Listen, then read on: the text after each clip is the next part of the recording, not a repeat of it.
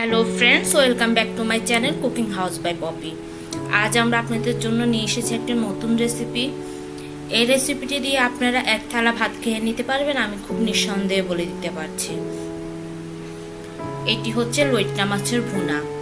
আমরা মূলত অনেকেই লইট্টা মাছ বিভিন্নভাবে রান্না করে থাকি, কিন্তু আমার কাছে মূলত মনে হয় এভাবে রান্না করলে এক থালা ভাত খাওয়াটা কোনোভাবেই অসম্ভব নয়।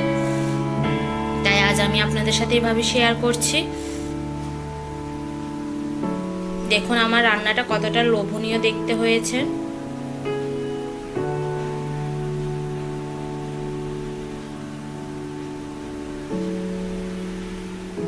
তাহলে চলে যাচ্ছে আমরা মূল রান্নায়। আপনারা অবশ্যই আমাদের পাশে থাকবেন, আর অবশ্যই সাবস্ক্রাইব করতে ভুলবেন না আমাদের পরবর্তী ভিডিওগুলো দেখার জন্য। পাশেই থাকুন আমাদের। লইট্টা মাছের ভুনা করার জন্য আমি ফার্স্টে এখানে লইট্টা মাছ কেটে নিয়েছি 500 গ্রামের মতো। দেখুন আমি লইট্টা মাছটাকে কেটে খুব ভালোভাবে ধুয়ে পরিষ্কার করে নিয়েছি। এখন আমি লইট্টা মাছটাকে ম্যারিনেট করে নেব। আমি এখানে 1/4 চামচ নুন দিয়ে দিচ্ছি,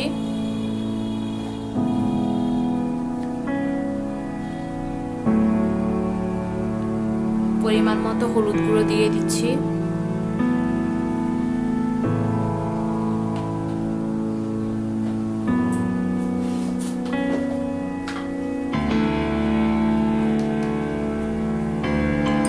যেহেতু লইট্টা মাছ একটু ঝাল ঝাল খেতে ভালো লাগে তাই এখানে আমি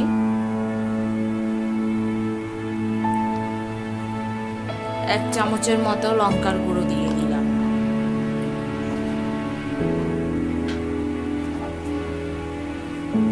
সবগুলোকে আমি খুব ভালোভাবে মিক্সড করে নিচ্ছি। লইট্টা মাছ সাধারণত অনেকেই আস্ত রান্না করে, সেটার থেকেও কিন্তু এই ভুনাটা অনেক টেস্টি হয়, খেতেও ভালো লাগে, গরম ভাতের সাথে খেতে খুব মজা লাগে। আপনারা শুধুমাত্র এই লইট্টা মাছ দিয়ে এক থালা ভাত খেয়ে নিতে পারবেন।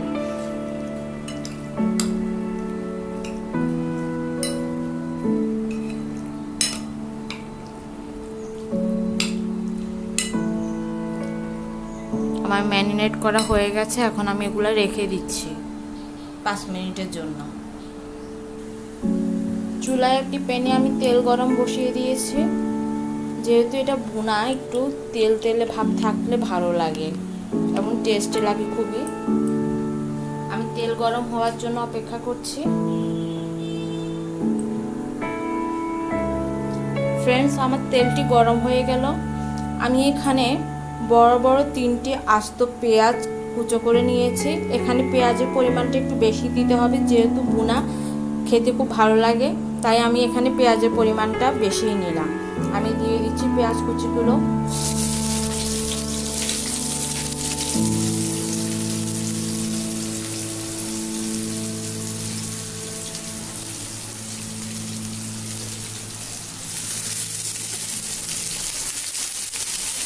পেঁয়াজটাকে একটু লাল লাল করে ভেজে নিব।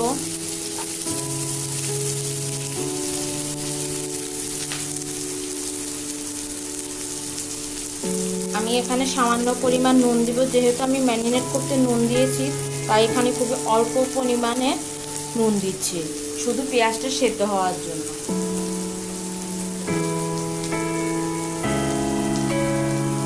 সামান্য একটু হলুদ গুঁড়ো দিয়ে দিচ্ছি।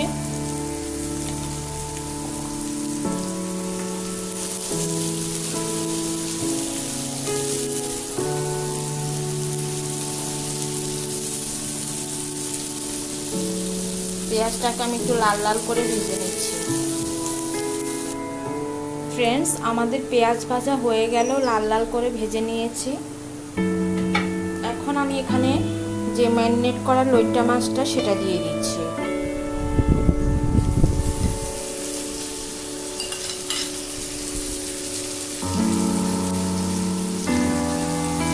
ভালোভাবে নেড়ে দিচ্ছি।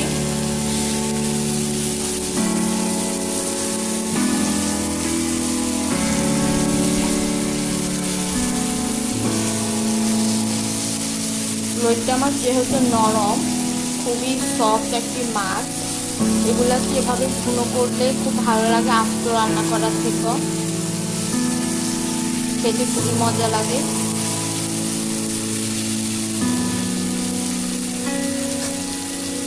আমার মাছটা দেওয়ার পরে যে মশলাটা রয়েছে বাটির মধ্যে, এখানে আমি খুবই সামান্য পরিমাণ একটু পানি দিয়ে মশলাগুলো দিয়ে দিচ্ছি। যেহেতু মাছটা থেকে এমনি নর্মালি পানি বের হয়ে আসবে, তাই পানি দেওয়ার প্রয়োজন পড়ছে।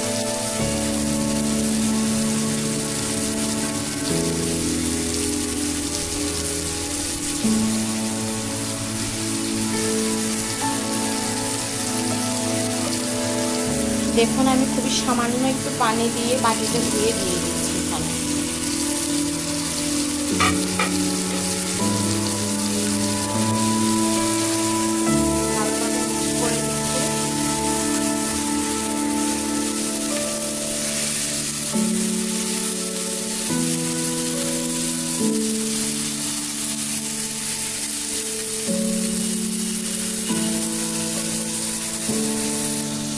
মাছটা যেন নিচে তলায় না লেগে যায়, কিছুক্ষণ পর পর একটু নেড়ে দিতে হবে। আমি এখানে মাছগুলো কিন্তু ভেঙে দিই একদমই খুব ভালোভাবে, যাতে করে ভুনাটা ভর্তার মতো দেখতে দেখা যায়, কিন্তু খেতে খুবই টেস্টি লাগে। আমি এখানে খুন্তি দিয়ে ভেঙে দিচ্ছি সবগুলোকে। এটা চাইলে ঝুরিও করা যায়, আমি আপনাদের আরও একদিন ঝুরি করে দেখাবো। ঝুরি দিয়েও খেতে অনেক মজা লাগে। দেখুন মাছের গায়ে কিন্তু অনেক পানি চলে এসেছে, এখানে এক্সট্রা পানির প্রয়োজন পড়ে না।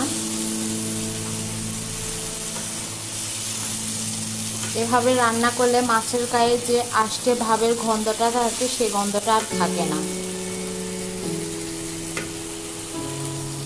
এই মাছটি রান্না করার সময় অবশ্যই আপনারা বারবার নেড়ে চেড়ে দিবেন, যাতে করে নিচে না লেগে যায়। এটি যেহেতু সূক্ষ্ম মাছ, তাই একটু বারে বারে নাড়তে হয়। একটু ধৈর্য সহকারে নেড়ে রান্না করলে কিন্তু খুব ভালো একটা রেজাল্ট পাবেন।